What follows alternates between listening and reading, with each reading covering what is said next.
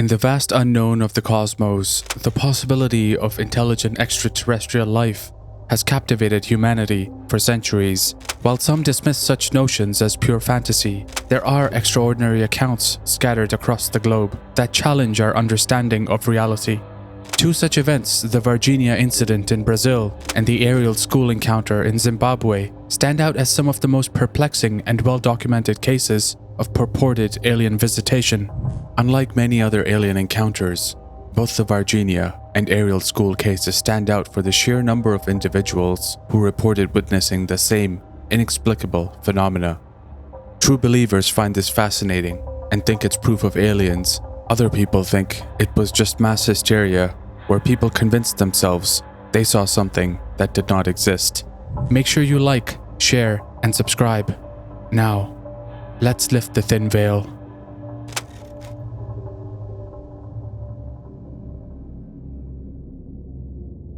In 1996, a tranquil Brazilian town nestled in the countryside found itself at the center of a series of seemingly bizarre events that would capture the world's imagination.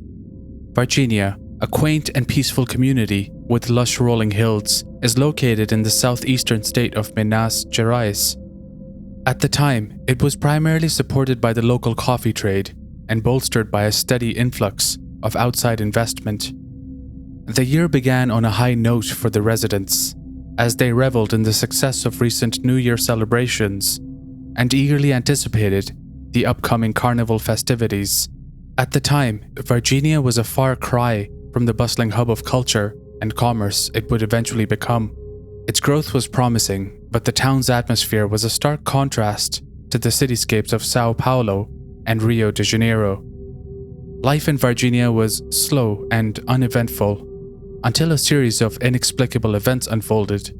On the 20th of January 1996, two sisters, Liliane and Valohira Silva, along with their friend, Katia Andrade, were on their way home in Varginha. They decided to take a shortcut through a field recently opened for a new housing development.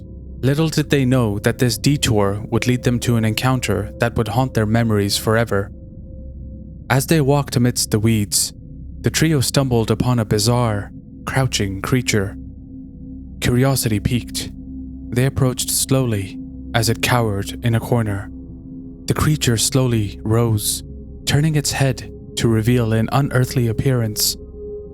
Standing about 4 feet tall, the being had striking red eyes, a large veiny head adorned with distinct bumps, and emitted a putrid stench. Yet, what unsettled them the most was the creature's reaction. It seemed as frightened of them as they were of it, its sadness and confusion palpable. Overwhelmed by fear, the girls raced home. The Silva sisters told their mother about the strange experience, saying they'd seen the devil. Their mother later returned to the location but found nothing, though a local worker mentioned that firemen had collected a screaming animal. Forensic artists sketched the creature based on Katia's description. Brown, short, crouched in a corner, eerily peering through the bush. It looked soft, like it would burst with smooth skin and red eyes. Its eyes darted quickly, following theirs. Katia insisted there was no way it could have been human or an earthly animal. As news of this unsettling creature spread rapidly, more reports emerged, and it became known as the E.T. of Varginha. The young women's encounter was just the beginning of a larger puzzle, as others had not only witnessed the same creature, but also a mysterious craft from which it emerged. It was only a week before the encounter, on the 13th of January 1996, when Oralina de Freitas was going about her daily routine on the farm she and her husband, Yoerico, had tended for over 2 years. Located alongside a major highway, time seemed to pass slowly in their rural part of the city. Suddenly, a strange noise from outside disrupted the peaceful ambience around 1 a.m. Oralina noticed a peculiar sight. A wild stampede of her cattle in their pasture, compelling her to investigate. What she discovered upon looking out the window would forever change her understanding of the world. "I saw the object passing by," she recalled vividly. It was a large grey object emitting smoke, yet it made no sound. There were no lights, only an eerie silence as it moved through the sky. Alarmed, Aurelina immediately called Eurico to witness the inexplicable sight. He recalls the object's unusual characteristics. It was very low and kept getting lower. It was long, about the size of a bus, and appeared to be emitting a clear, smoky haze. Together, they watched the mysterious object hover for nearly 40 minutes before vanishing, leaving them with a lingering sense of unease. Simultaneously, another witness, Carlos de Souza, reported an eerily similar sighting that same morning. A pilot, Carlos was on his way to a flight demonstration when he observed an object matching the Freitas couple's description. According to his account, the object appeared to fall somewhere between Varginha and Tres Corazones in an open field. Witnessing what he believed to be a distressed aircraft, Carlos pursued it as it landed, seeing a scene littered with metal debris and a pungent, rotten eggs smell.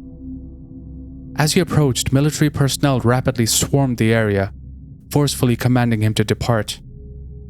It turned out that the farming couple and Carlos had all seen the same unidentified flying object floating through the sky. Fast forward to the 20th of January. The Varginha Fire Department received multiple calls, reporting a strange animal roaming the forest between the Jardim Andere and Santana neighborhoods.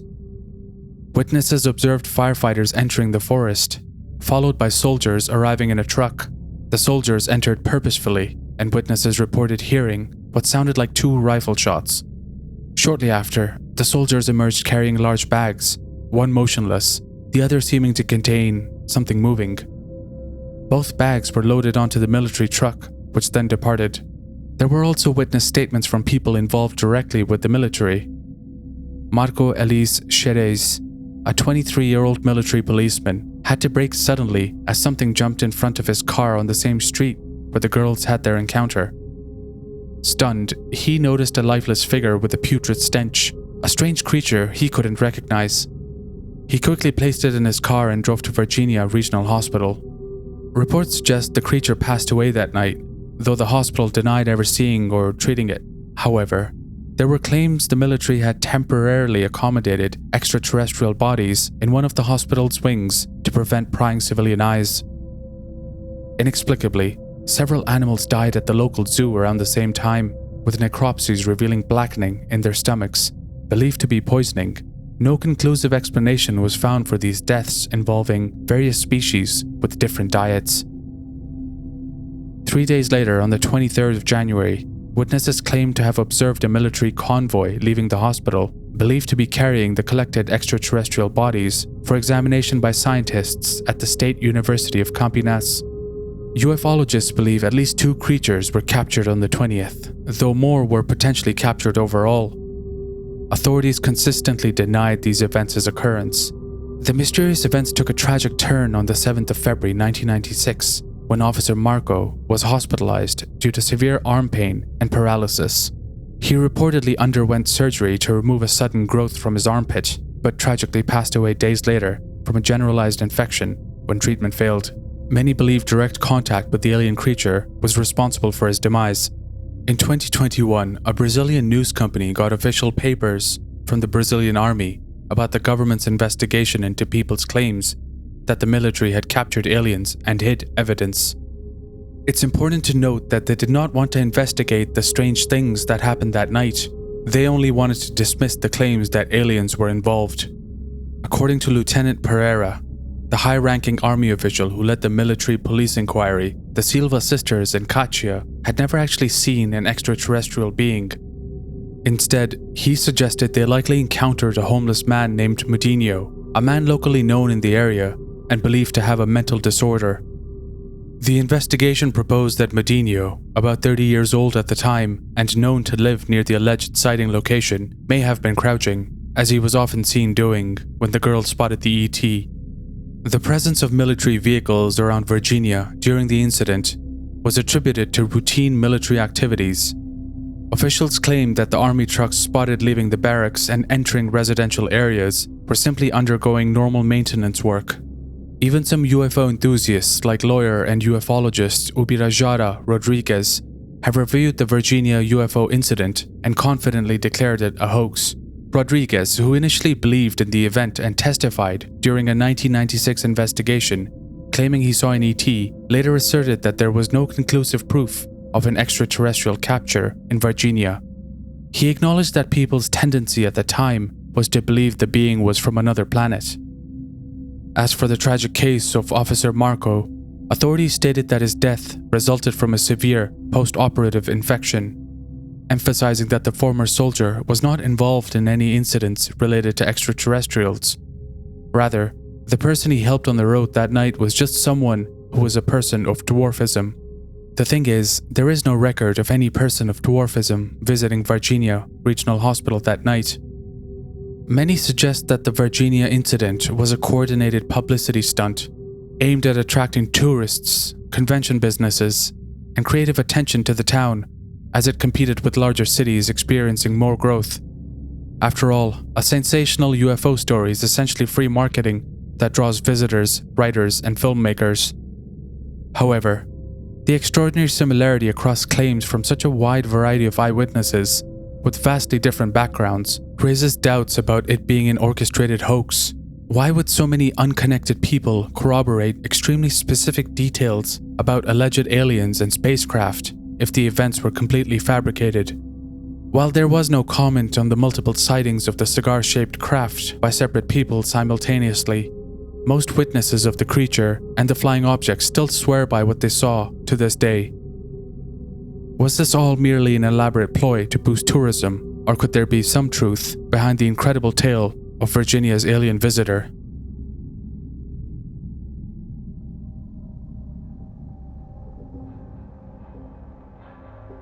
On a seemingly ordinary day in September 1994, the students of Ariel School in Ruwa, Zimbabwe, experienced something extraordinary that would forever change their lives. During their mid-morning break, 62 children aged between 6 and 12 witnessed a bizarre and unexplained event that has since become one of the most famous and well-documented UFO cases in Africa, now known as the Ariel phenomenon. Throughout this video, you'll be seeing the children's own drawings which they did for an investigation which we'll speak about later. Ariel School, a private institution located in what was then a small agricultural region about 20 kilometers east of Harare, nestled in Zimbabwe's Mashonaland region, Ariel School's grounds were surrounded by stretches of rural farmland, groves of flat-topped acacia trees, and the untamed bush, which were a signature site of the area's rugged landscape in 1994. On the morning of 16th of September that year, the school day began like any other, with students eagerly awaiting their mid-morning break to enjoy the warm Zimbabwean sun and play in the school's vast grounds. Meanwhile, the staff prepared for a faculty meeting indoors. As the children poured into the playground, some of them heard a mysterious humming noise. The sound seemed to fade and then swoop back, drawing the children's curiosity. Moving closer to the tree line, they noticed several silver discs hovering above the trees. These discs would dart into the distance, only to return moments later. Intrigued, the children ventured into a nearby open field to investigate. What happened next defies explanation. The accounts vary, but all agree that between 2 to 4 strange creatures emerged from the discs. These beings were human-like, with long black hair and almond-shaped eyes set lower on their faces than human eyes. Their mouths were mere slits, and their ears were barely discernible. Initially, the creatures did not communicate, but as the children approached, the beings turned towards them. Many of the children ran back to the school in fear, but a few, mostly older pupils, stayed and watched. Those who remained reported feeling a strange sensation urging them to stay and listen. The creatures then communicated telepathically, delivering a message that would leave the children utterly confused for years to come. The children ran back to the school building, breathless and frightened. The teachers were skeptical and continued the school day as usual, but when the children told their parents what had happened, everything changed. The parents, who paid a premium for their children's education at Ariel School, demanded answers. The extraordinary claims quickly drew the attention of numerous experts and media outlets, including renowned UFO researcher Cynthia Hind. Hind visited the school and interviewed the children about their experiences. She was struck by the consistency of their descriptions, despite their varied backgrounds. The children described similar features of the figures and the UFO, although their interpretations were influenced by their personal and cultural backgrounds. To some children, the strange beings evoke tales of the Zvikwambo, the evil goblins of Shona and Ngdeble folklore set to appear as small humanoid tricksters in the Zimbabwean grasslands. These trickster creatures were usually shown as small, hairy beings that like to make trouble and bother people. Their impish looks and ability to communicate telepathically may have influenced how some students saw the strange figures. Hind was captivated by the children's accounts. She believed their rural upbringing made it unlikely they had been exposed to the typical depictions of aliens in movies or television, lending credibility to their claims. To delve deeper into the mystery, she reached out to Dr. John Mack, a Harvard professor and renowned psychiatrist. As the investigation unfolded, Mack discovered a chilling aspect of the story. The alleged aliens hadn't just landed on school grounds, they had communicated directly with the children. The children claimed the beings urged them telepathically to protect Earth's environment. A 5th grade student named Francis recalled the figures, warning him that pollution mustn't be. Another student, Emma, said the aliens told her that humans were harming the world and needed to stop polluting for the sake of technology. This message of impending environmental catastrophe was reiterated by several other students. Mack asked the children to draw what they saw on the morning of the encounter, and some things do stand out. The children's drawings show a remarkable consistency in their depictions of the aliens and spacecraft that they claim to have seen. Small beings with big heads and large black eyes, along with the disc-shaped craft. These drawings revealed not just the details of what they saw, but also their feelings. Some showed the aliens as friendly, but others showed the aliens as scary.